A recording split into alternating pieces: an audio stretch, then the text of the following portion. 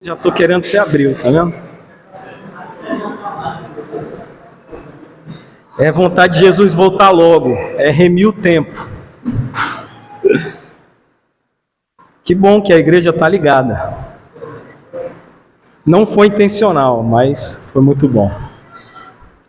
Irmãos, abra a sua Bíblia em Romanos, no capítulo 10. Deus separou algo, pelo menos para nós, né, que preparamos, impactante. Eu espero que possa ser assim para você também. Nós vamos ler essa carta aos Romanos, capítulo 10, do verso 1 até o verso 17.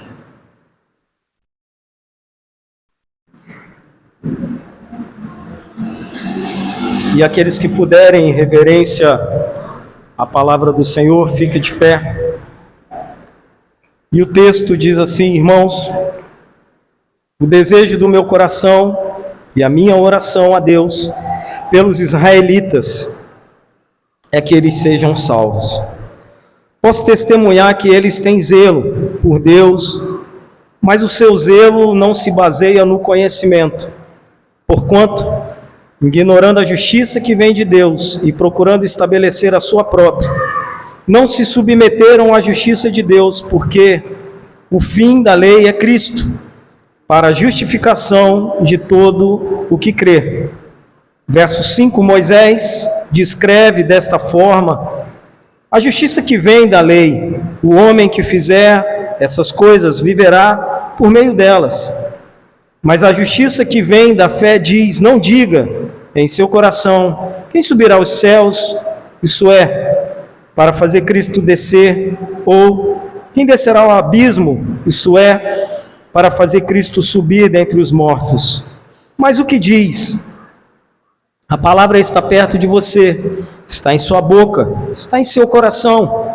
Isto é a palavra da fé que estamos proclamando. Se você confessar com a sua boca que Jesus é o Senhor e crer em seu coração que Deus o ressuscitou dentre os mortos, será salvo. Pois com o coração se crê para a justiça e com a boca se confessa para a salvação. Como diz as Escrituras, todo que nele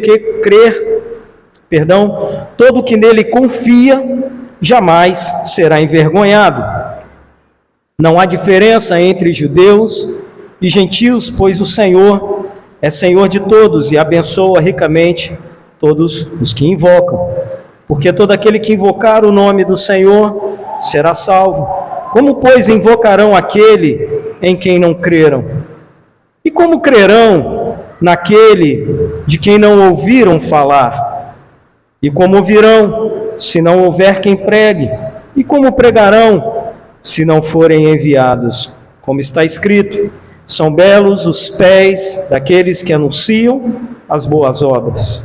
No entanto, nem todos os israelitas aceitaram as boas novas, pois Isaías diz: Senhor, quem creu em nossa mensagem? Verso 17, consequentemente, a fé vem por ouvir a mensagem, e a mensagem é ouvida mediante a palavra de Cristo. Amém? Pai, louvado seja, Senhor, pela tua bendita, poderosa, salvadora palavra. Nós te agradecemos, Senhor, pela oportunidade de juntos agora, Senhor, termos, ó Deus, a tua voz aqui no nosso meio.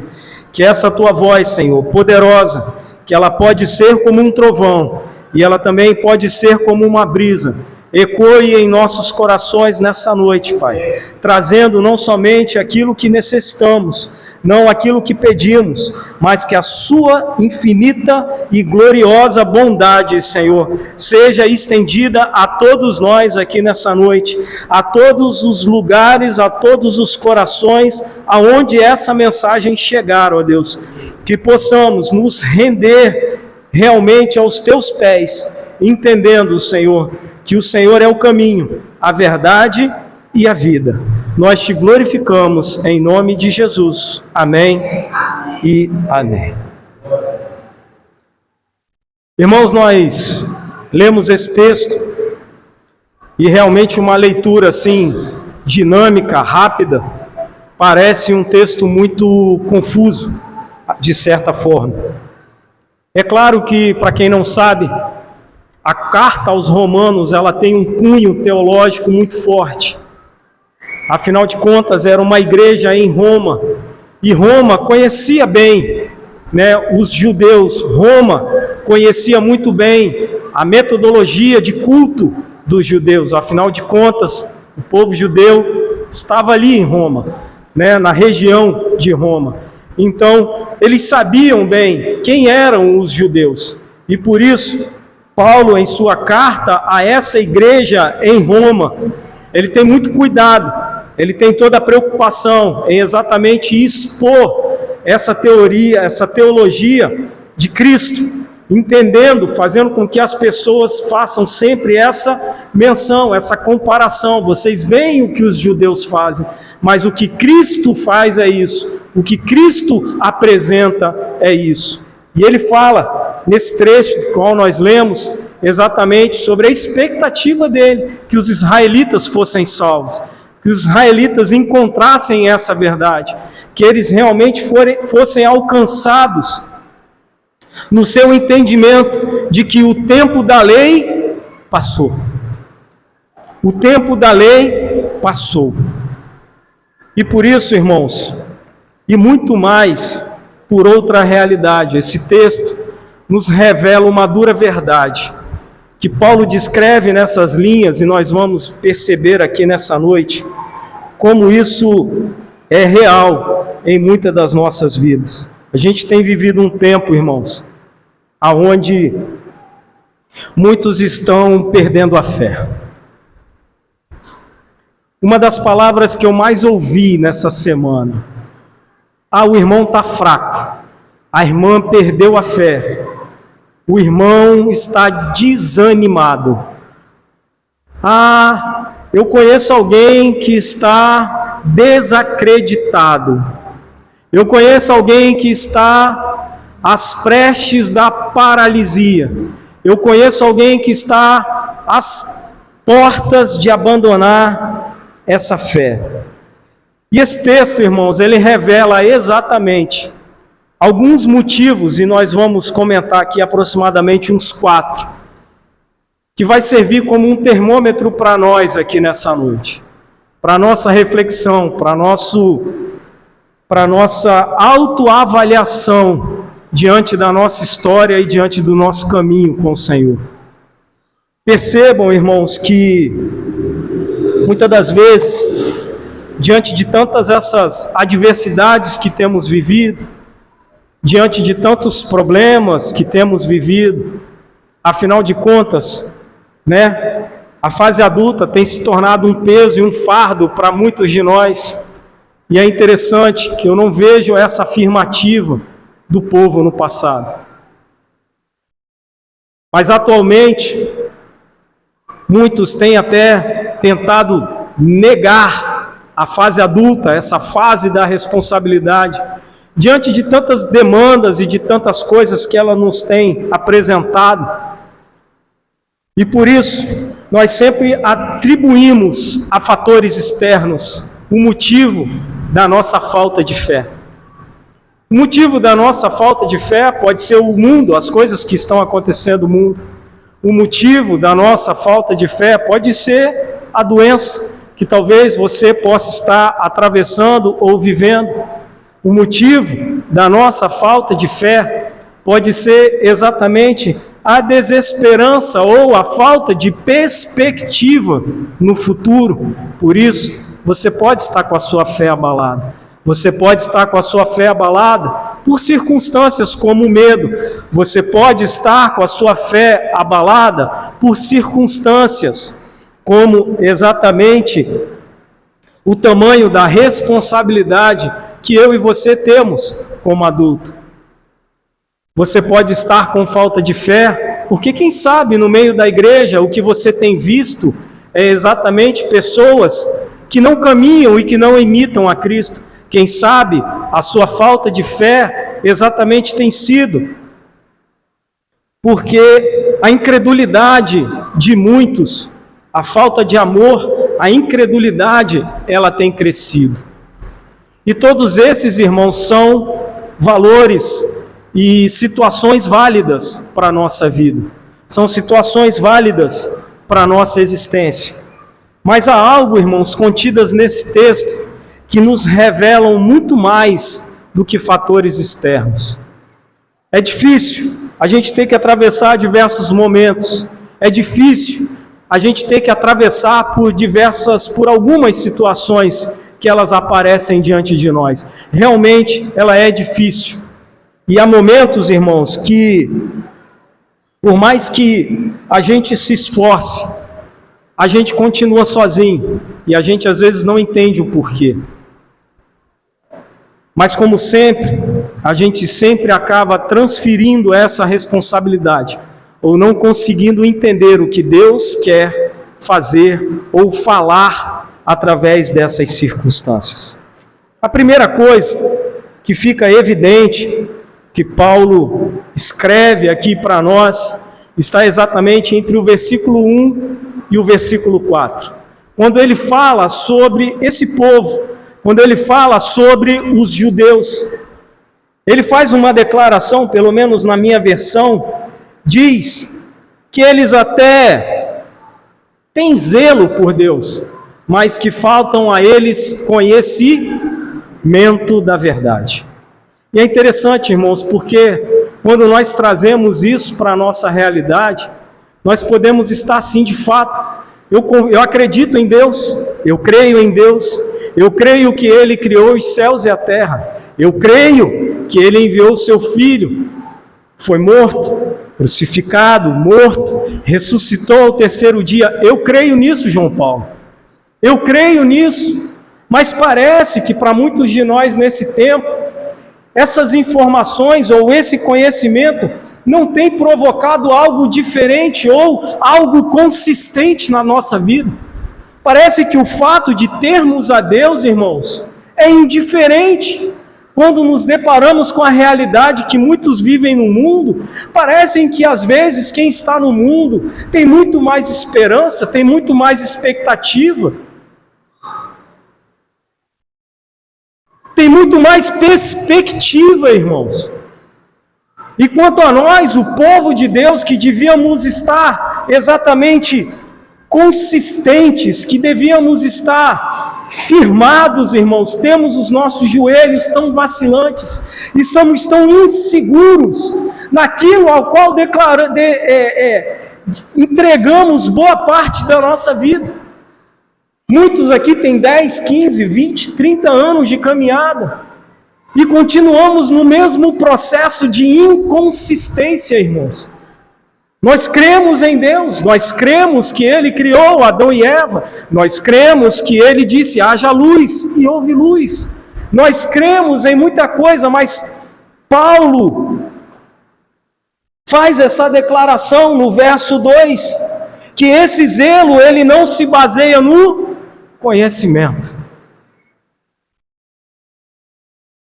Quem sabe, irmãos, nós respeitamos a Deus, a autoridade de Deus, quem Deus é. Quem sabe, irmãos, nós reconhecemos a Deus. Nós sabemos que Ele é o Pai. Mas quem sabe, irmãos, exatamente o nosso entendimento de quem Ele é está distorcido. O nosso entendimento de quem Ele é está errado, irmãos. Quem sabe queremos continuar vivendo dessa mesma forma, preso a esse Deus que Paulo fala aos romanos, a esse Deus do Antigo Testamento, a esse Deus que se baseia por lei, a esse Deus que diz assim, você tem que ir lá, né? A lei mosaica, você tem que ir lá e você tem que fazer essa oferta. E aí, por uma interpretação errada, como diz lá em Deuteronômio 28, então, eu vou fazer para mim ter. Eu vou obedecer. Eu vou lá e eu vou entregar. Eu vou entregar para o gafanhoto, né? Eu vou entregar o meu dízimo e a minha oferta para o devorador não comer as minhas as minhas reservas. Quem sabe, irmãos, a nossa mentalidade acerca exatamente de Deus e dos seus planos ainda está como a deles, presas às leis, eu tenho que ir. Antigamente, irmãos, no período exatamente do Antigo Testamento, da lei, as pessoas iam exatamente ao templo para entregar ali o seu sacrifício, para ter ali o seu perdão. Mas quando Jesus vem, algo, irmãos, poderoso acontece. Diz que o véu do templo, e não é um tecido qualquer, o véu do templo foi rasgado, irmãos, de baixo a cima, para que nós tivéssemos acesso a um lugar aonde poucos tinham acesso. E me parece que, quem sabe, nesses tempos atuais, nós temos exatamente ignorado isso. Nós continuamos, às vezes, vivendo como esse povo vivia lá no passado e como esse povo vive ainda hoje, à base das leis. Eu vou lá, faço o meu ponto, entrego o meu registro e está tudo bem. E isso, irmãos, muitos fazem. Isso muitos fazem, irmãos. Se nós formos agora em qualquer outra igreja, em qualquer outra sinagoga, em qualquer outro templo, ele vai estar abarrotado de pessoas que estão lá indo agora ler o seu terço ou rezar o seu terço para poder alcançar algo de Deus, para poder alcançar uma resposta de Deus. E o véu do templo foi rasgado, irmãos. Nós temos esse livre acesso. Nós precisamos entender quem é Deus, quem é esse Pai, quem é esse Filho que se entregou por nós. Que preço de sangue foi esse pago? Porque muitas das vezes, será que não temos vivido exatamente ignorando isso? Irmãos, eu ouvi uma observação de alguém que não é cristão. Na semana passada, isso me impactou demais, demais. Alguém muito querido disse para mim assim: vocês carregam algo tão precioso. Vocês carregam algo que vocês dizem ser tão precioso. Mas eu sinto falta de energia naquilo que vocês fazem. Parece que vocês estão inseguros em adorar, parece que vocês estão inseguros nesse caminho e nessa trajetória. Parece que vocês sabem que seguir a Deus é o certo, mas esse caminho não tem consistência, esse caminho não tem firmeza, esse caminho não tem sentido. Parece que se tornou algo exatamente corriqueiro.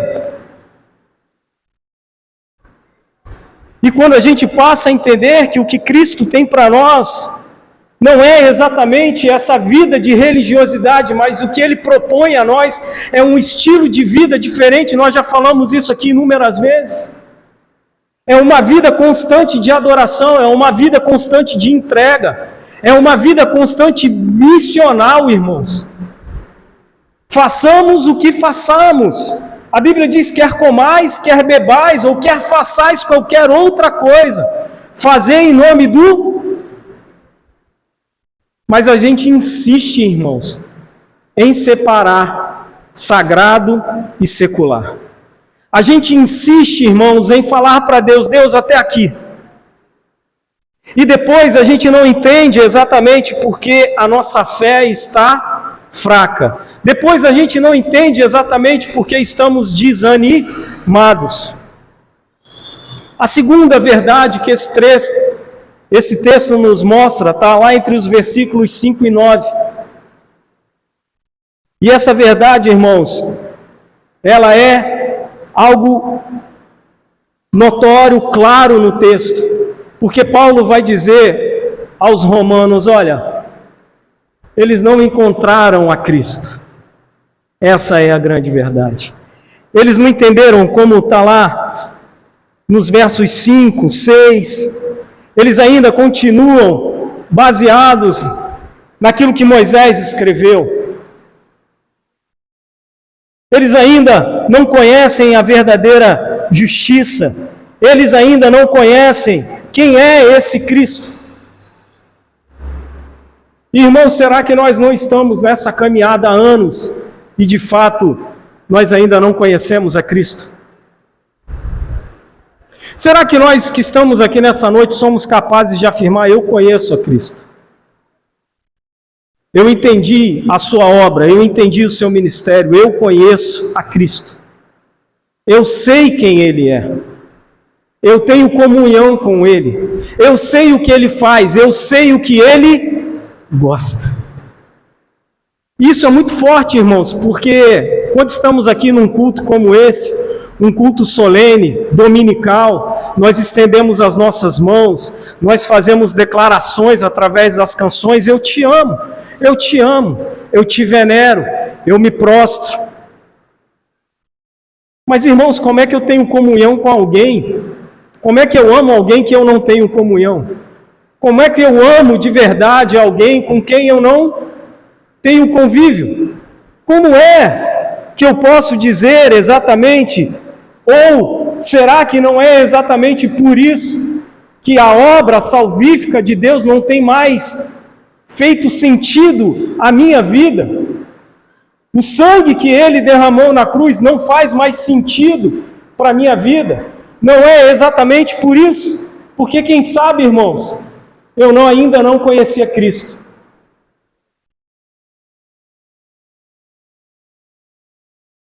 É interessante que quando Paulo, irmãos, ele é confrontado ali quando ele estava indo para Damasco, e Jesus aborda ele no caminho, naquela passagem, os irmãos têm ideia de quanto tempo foi esse acontecido e há quanto tempo que Paulo começou a anunciar e a pregar esse evangelho aos irmãos? Os irmãos têm noção desse tempo? Porque, às vezes, na leitura, a gente acha que Paulo teve aquele encontro com Deus, caiu do cavalo, ficou 3 dias cego, uma semaninha depois, bate boca com Pedro e vai fazer a obra. Será que é isso mesmo? É essa visão que a gente tem?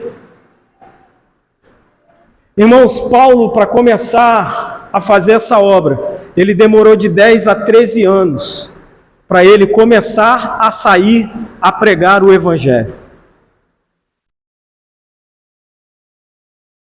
Não foi algo que demorou um mês, uma semana, não. Estudos apontam entre 10 a 13 anos. Entre o tempo que ele teve esse encontro e a sua primeira viagem missionária. E eu fico imaginando o que Paulo, pastor Giliardi, irmãos, o que Paulo ficou fazendo 13 anos? 10 anos que seja. E é interessante, irmãos, que a gente às vezes quer fazer as coisas e a gente não tem o devido preparo. E aí o que acontece? A gente começa a fazer. E qual é a nossa primeira atitude? É abandonar. Quantos não já viveram essa história, irmãos? Eu começo alguma coisa e abandono. Porque depois vem a dúvida, depois vem a incerteza. Será que é isso mesmo para fazer? Será que essa é a vontade de Deus? Será que essa é a igreja certa que eu tenho que ir? Será, irmãos, que nós estamos vindo aqui não é meramente por gratidão? Afinal de contas, o pastor Giliardi é um cara super bacana. Poxa, o que eles passaram é uma história linda, né? Pô, é legal a gente cultuar a Deus lá, né, pastor Giliardi? Porque, poxa, né, tem uma história bacana, tem um passado duro. Será que o nosso motivo de nós estarmos congregando aqui hoje não é esse? Poxa, lá tem algumas pessoas que eu gosto, lá é legal, ambientezinho bacana, lá é tranquilo, lá ninguém cobra nada, né, pastor Giliardi? Ninguém fala nada, pô, lá é legal. Eu vou para lá, fico lá tranquilo, faço o que eu quero e tal. O dia que, né, conforme for, a gente faz, né? O negócio lá é tranquilo.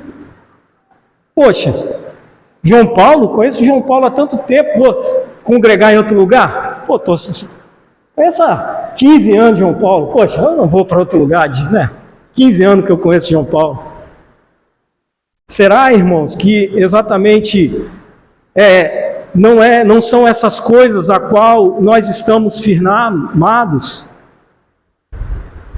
Esse é o retrato. E o João Paulo, se o João Paulo foi embora? João Paulo recebe um chamado de Deus missional e fala tchau. Aí eu vou ficar aqui, ih, rapaz. João Paulo foi embora. João Paulo, chega na segunda-feira, João Paulo anuncia no domingo, chega para a segunda-feira, aí o Alan já liga para o João Paulo, onde é que você vai? Eu quero ir também. Você vai para qual igreja? Você já resolveu? É assim, irmãos.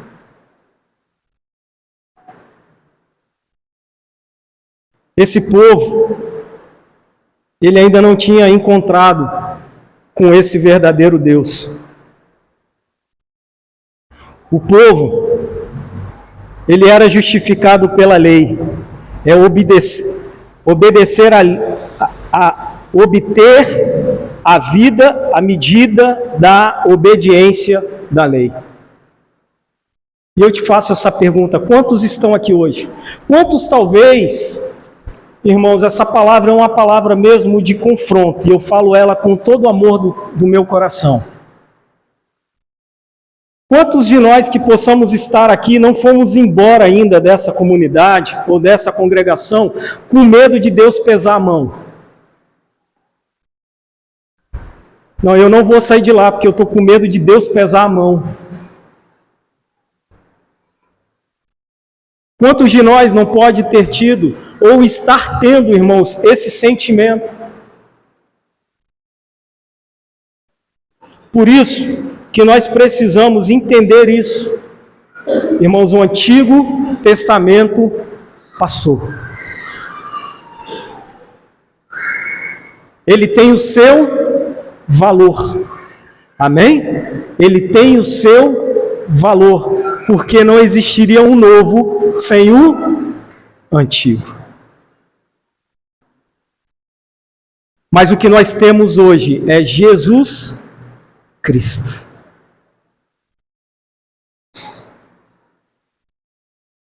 E é tão notório isso, irmãos, que ainda nesses textos, Paulo ainda escreve assim, ó, ignorando que Cristo está perto. E a gente entra, irmãos, no culto de quarta, no culto de sexta, no culto de domingo, a gente entra, eu quero estar perto de Deus. Eu quero estar perto de Deus. E aí a minha pergunta para a igreja: Deus está aqui? A casa dele é aqui? Ele está trancado aqui. Quando a gente sai, ele senta aqui e fala assim: bem, eles vão embora agora e só voltam na quarta-feira. Então eu vou ficar aqui esperando eles voltarem. Aí eu vou lá para minha casa. Acontece alguma coisa, eu fico assim: ai Senhor, o Senhor está tão longe. O Senhor está tão longe. Irmão, será que nós não tínhamos que mudar a nossa frase? Será que nós não tínhamos que mudar a nossa ótica? Não é que Deus está longe, que a distância que Deus está de nós hoje aqui é a mesma, lá em casa. Será que o que nós temos que afirmar não é que, Senhor, eu estou tão longe do Senhor hoje? Será que essa não é a verdade que a gente tem que encarar, irmãos?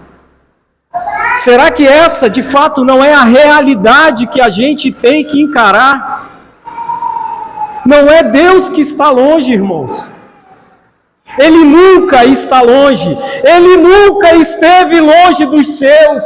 Ele nunca abandonou os seus. Ele nunca deixou ninguém, porque se um sai, ele vai atrás. O problema não é aonde está Deus, o problema é aonde nós estamos.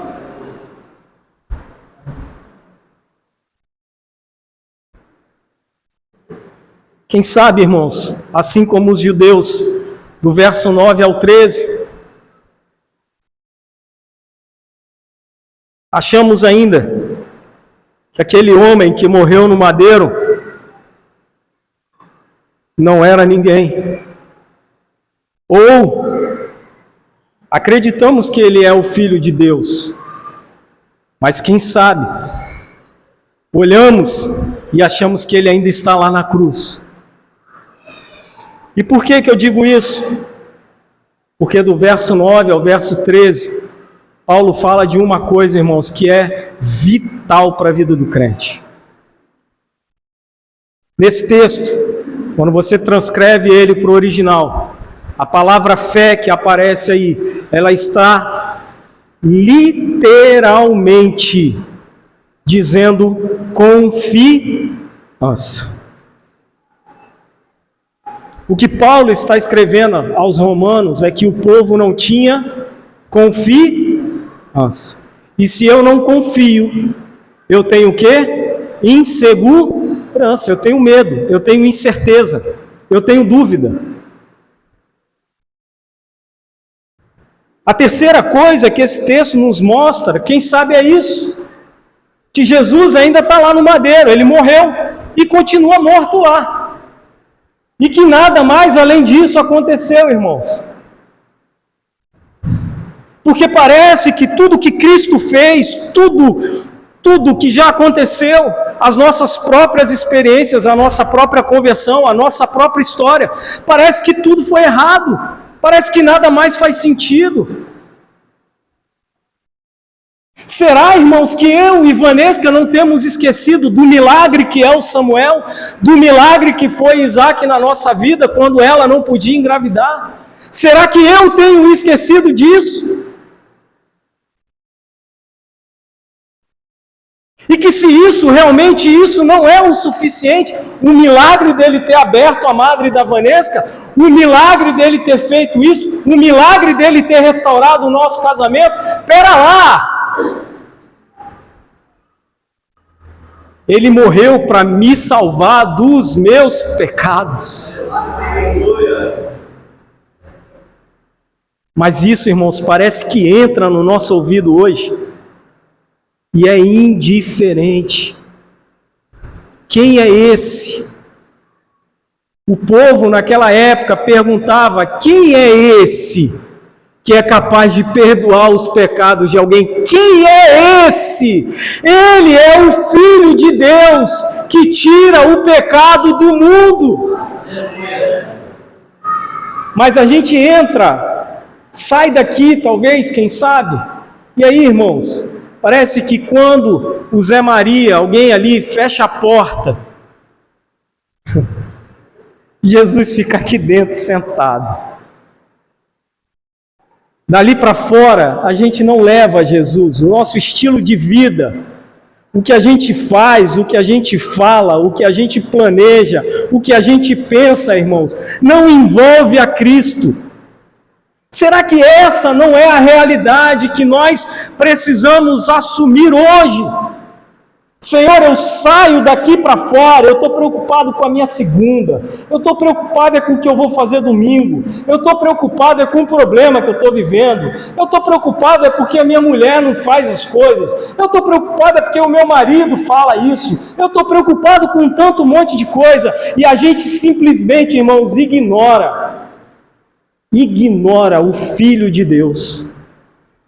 A gente meio que tira, a gente deixa ele mesmo estampado na parede, como tem muitas igrejas, crucificado lá.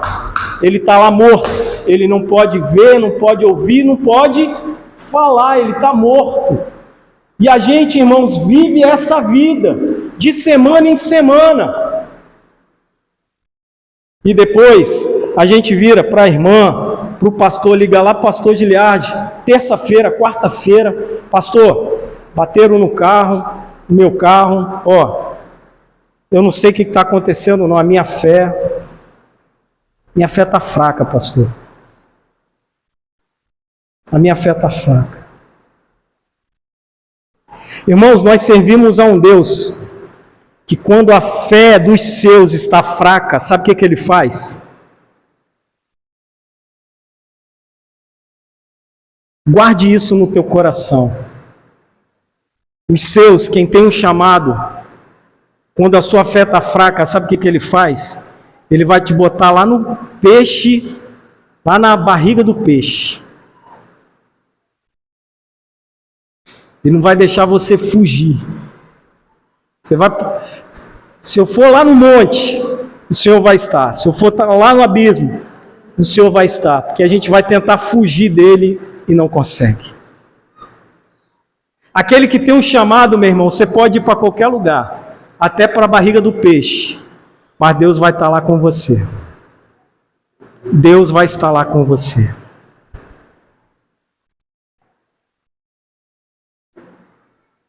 E às vezes, irmãos, é exatamente isso, porque nós o pregamos, nós o anunciamos, mas nós não confiamos. Aí, no verso 12, no verso 13, Paulo faz menção a Isaías 28:16, quando ele diz que quem confia no Senhor não será envergonhado. Isaías 28:16. Envergonhado aqui tem um sentido, sabe de quê, irmãos? Desamparado. Não é que você não vai ser humilhado na rua, não tem nada a ver com isso. Não é que você vai estar andando na rua e não vão te xingar, não é isso. Não é que vão chegar lá e te tratar de qualquer forma, não é sobre isso que o texto está te falando. Mas o texto está me garantindo, Isaías 28:16, que aqueles que confiam no Senhor não serão desamparados. E a outra promessa que existe, que Paulo menciona, está em Joel 2:32, que além de não ser desamparado, sabe o que vai acontecer comigo e com você? A gente vai ser salvo. Mas isso requer confiança. Quarto, não dar crédito ao que está sendo anunciado e pregado. Do verso 14 ao 16, Paulo aí menciona textos como Isaías 53:1, que é um texto que fala exatamente quem vai dar crédito à nossa pregação, quem vai ouvir aquilo que nós falamos, quem vai...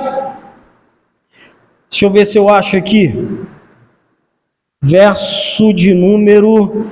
No entanto, nem todos os israelitas aceitarão. Não, perdão, verso 15. E como pregarão se não forem enviados? Verso 14. Como, pois, invocarão aquele que não creram?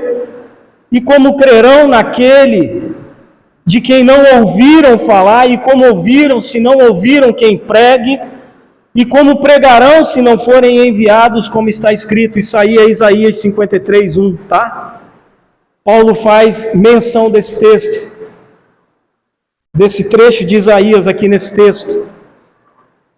E aí, Paulo dá uma direção, irmãos, que parece que exatamente a solução nós vamos encontrar no verso 17.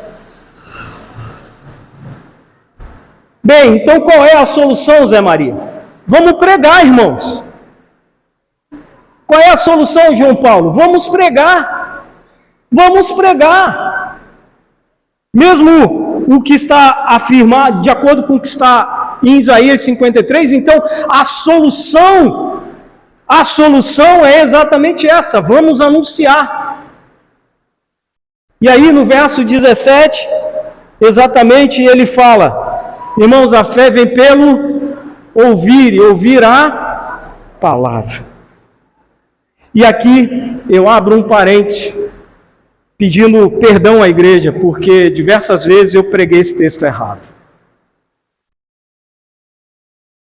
Porque quando chega no versículo 17, irmãos, é aquela hora que a gente chega e fala, meu irmão, igreja do Senhor, o que você tem ouvido?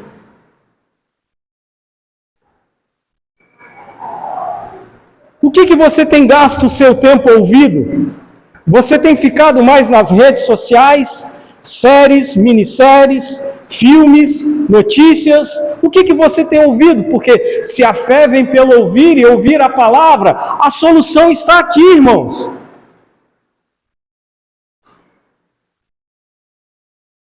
Mas o impactante dessa mensagem, e que eu já estou caminhando com ela para o fim, está exatamente do verso 18 em diante, que nós ainda não lemos.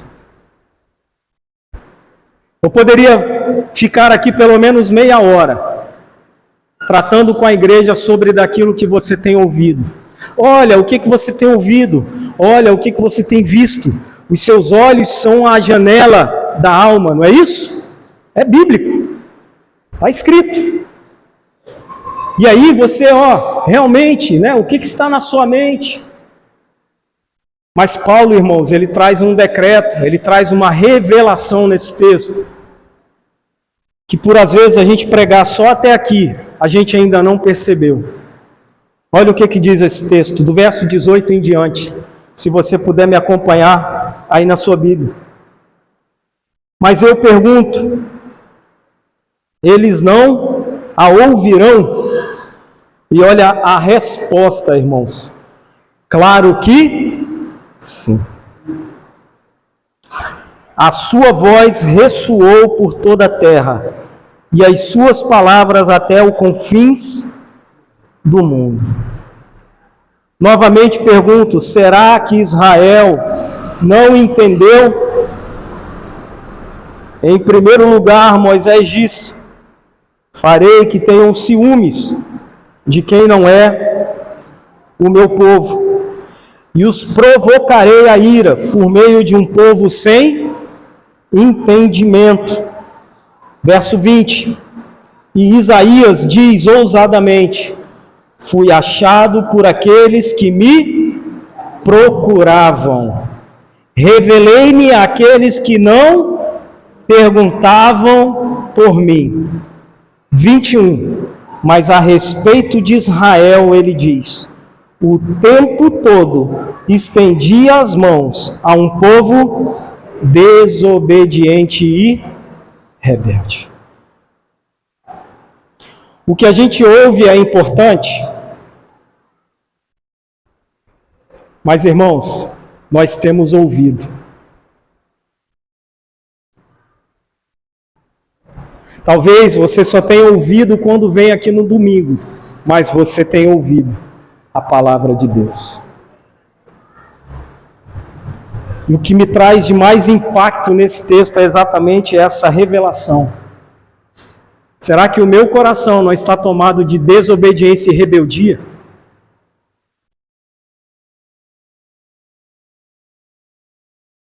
Porque Paulo aqui, ele usa o texto do Antigo Testamento para exatamente mostrar que ouvir o povo estava ouvindo. Jeremias foi chamado de o profeta chorão, porque ele tanto anunciava, mas falava: Deus, esse povo tem uma dura cerviz, esse povo não te ouve, esse povo não quer nada contigo. E Deus virava para ele e falava: prega, anuncia, fala. E esse texto, para mim, ele tem um impacto muito grande por isso. Porque é muito fácil a gente dizer: nunca ouvi. É muito fácil a gente dizer: não estou ouvindo a palavra.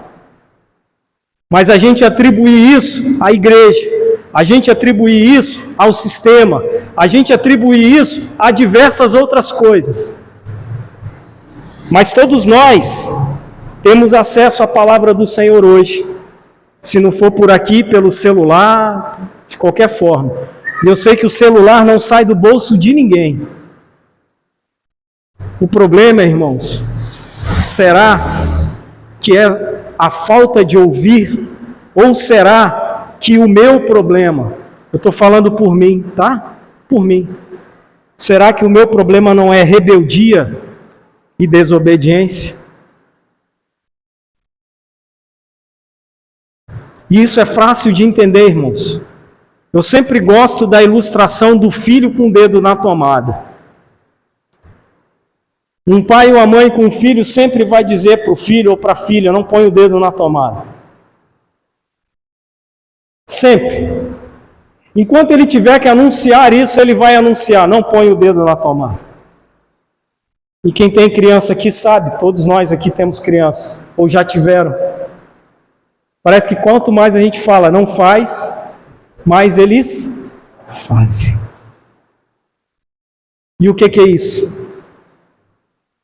É comportamento de criança? É claro que é comportamento de criança. Mas isso é desobediência. Assim como uma criança, isso é falta de entendimento. Porque, de fato, a criança de 1, 2 aninhos, ela tem entendimento? Não tem. Ela não tem a noção do perigo. E às vezes, irmãos, nós estamos exatamente agindo assim, como essas crianças, rebeldes e desobedientes. E sem entendimento.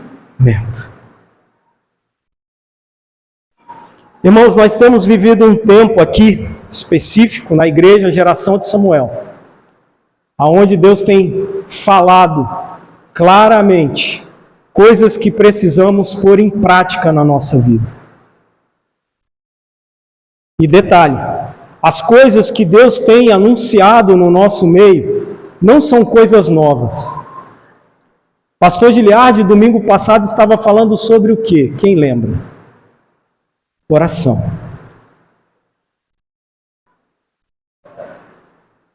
E todo mundo que está aqui sabe que oração é vital para a vida do crente.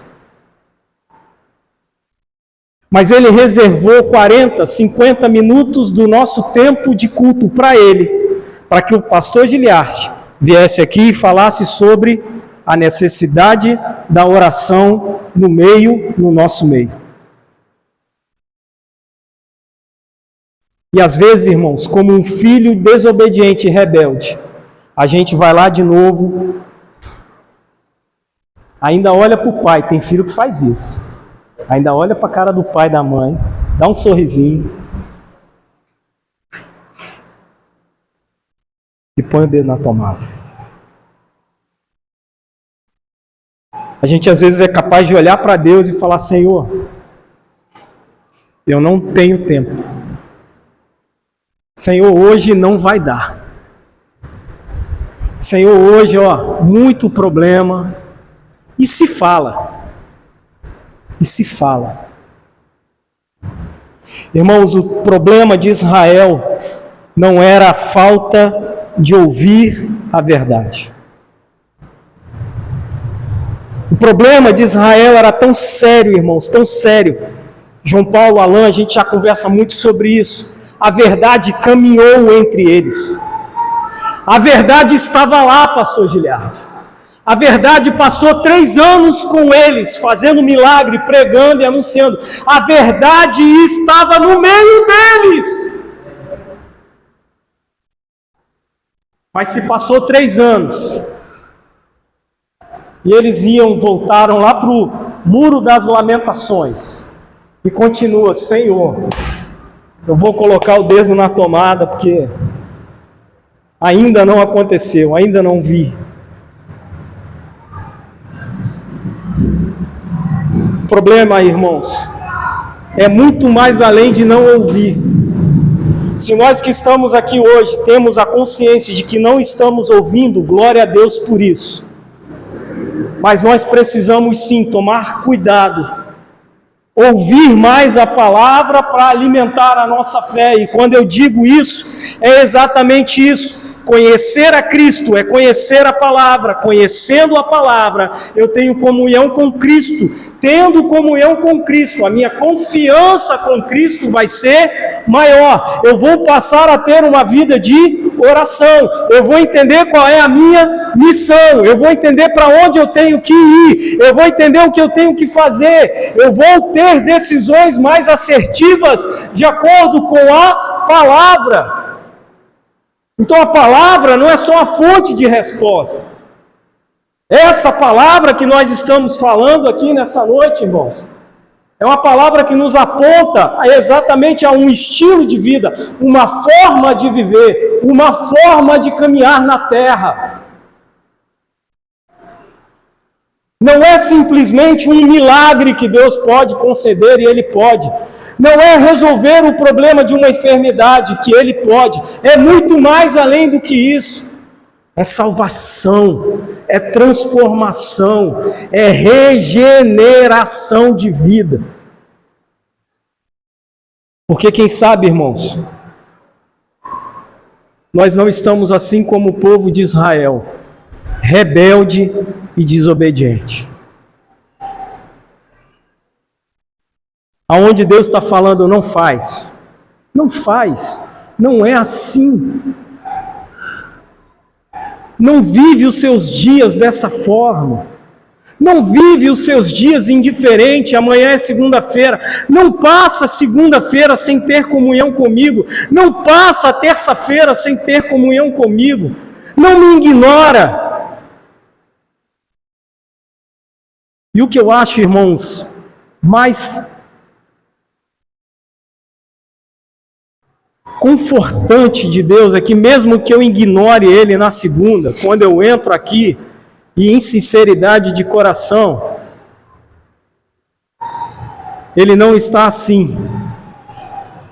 Você não me procurou durante a semana. Quando eu entro aqui e procuro Ele de coração, Ele vai estar assim. Você veio.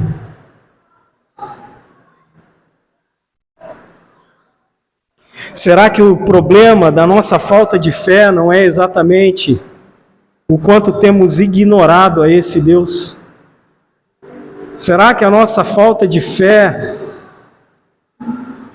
e quando eu digo falta de fé, irmãos, é falta de confiar em Deus, não é exatamente por isso? Eu queria que você curvasse a sua cabeça aí no seu lugar. E que você nesse momento fizesse a sua oração.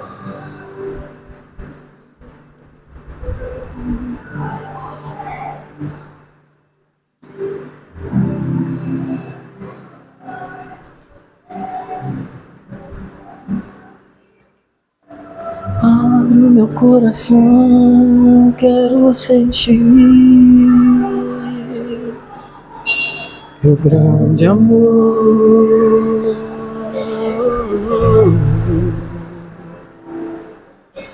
Teu grande amor.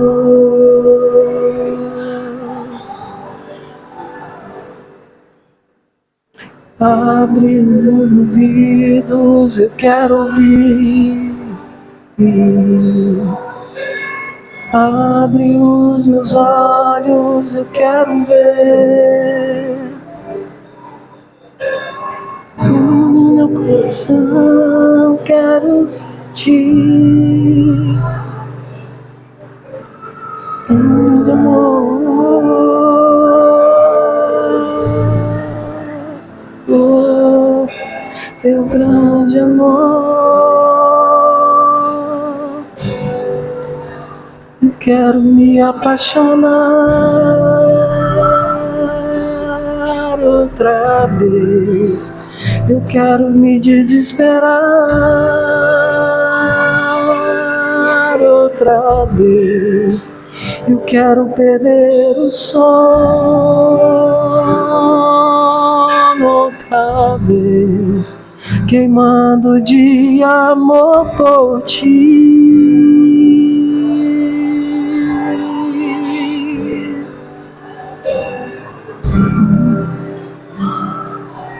Deus hoje quer resgatar o nosso coração com a verdade, tirando dele toda a ilusão, todo mau entendimento de quem Ele é, tirar toda a distorção da realidade, da grandeza e da majestade dEle, trazendo ao nosso coração a fé e a confiança. Que possamos nessa noite juntos entregar o nosso coração a Ele, deixar Ele entrar, tirar toda a rebeldia, todo orgulho, toda altivez, toda independência, toda indiferença da nossa alma.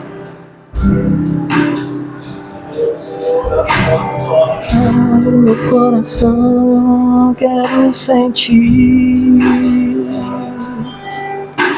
teu grande amor.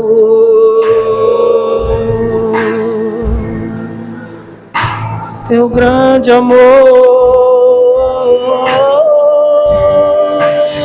Eu quero me apaixonar outra vez. Eu quero me desesperar outra vez. Eu quero perder o som outra vez, queimando de amor por ti.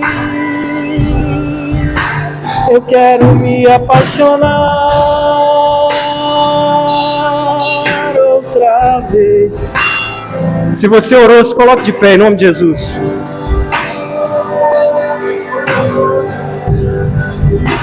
Eu quero perder o sono outra vez, queimando de amor por ti. Senhor, eis a nossa realidade. Quem sabe até a dificuldade, Senhor, minha ou dos meus irmãos, de reconhecer, mesmo diante de Ti, Senhor, essa desobediência e esse coração rebelde.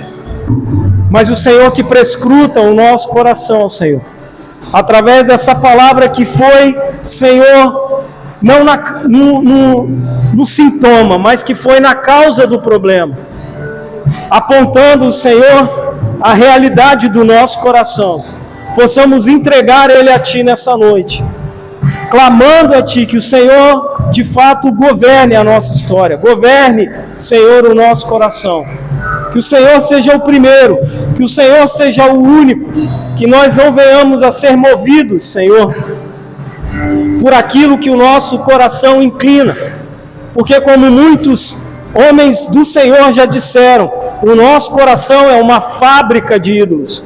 Por isso, Pai, em nome de Jesus, nós queremos destronar esses ídolos nessa noite e queremos dar a Ti o que é devido, ao único e suficiente Senhor, ao único e suficiente Rei, que é a Ti, Jesus Cristo. Por isso nós, ó Deus, clamamos a Ti. Senhor, prescruta a nossa alma nessa noite. Senhor, nos leva mesmo a esse entendimento, nos leva a essa reflexão, nos leva, Senhor, se necessário, a perder noites de sono, mas que possamos de fato, Pai, sermos encontrados por Ti, Senhor, nesse lugar aonde o Senhor nos espera, que é o lugar de encontro. Quem sabe, Senhor, muitos que estão aqui precisam desse encontro com o Senhor, precisam, Deus, desse encontro genuíno, de se desprender, Senhor, de tudo que já passou, de tudo que já viveu, se desprender, Senhor, desses falsos ensinamentos ou ensinamentos rasos de quem Tu és, mas que possamos viver, Senhor, o algo além, que possamos viver, Senhor, o algo profundo, que é aquilo que o Teu profeta viu ali, Senhor. Nós não queremos, Senhor, essa é a realidade. Os nossos lábios declaram isso. Nós não queremos águas nos artelhos, nós não queremos águas no joelho, nós queremos, Senhor, a profundidade, mas a grande verdade é que nós não Te buscamos. Por isso nos ajuda, Senhor, nessa jornada, nos ajuda nessa caminhada, a converter os nossos corações, Senhor, à Tua presença, porque não é sobre batismo, não é sobre, Senhor, a doutrinação do batismo, não é sobre, Senhor, fazer simplesmente o que a Tua palavra nos ordena, mas é sobre, Senhor, sermos quem o Senhor deseja que sejamos, sermos quem o Senhor de fato criou. Por isso nos ajuda, Senhor, nos ajuda nesse processo, em nome de Jesus, em nome de Jesus. Hoje é o último domingo do mês, nós vamos orar pelos aniversariantes. Eu queria pedir para o pastor Giliardi viesse aqui para a gente orar pelos aniversariantes.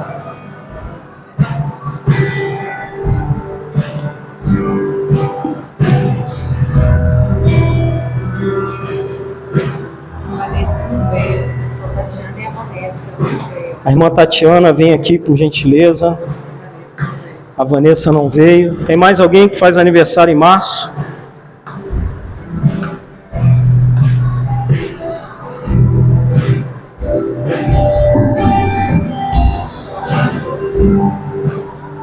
Pastor? Amém. Glória a Deus. Estenda as tuas mãos para cá.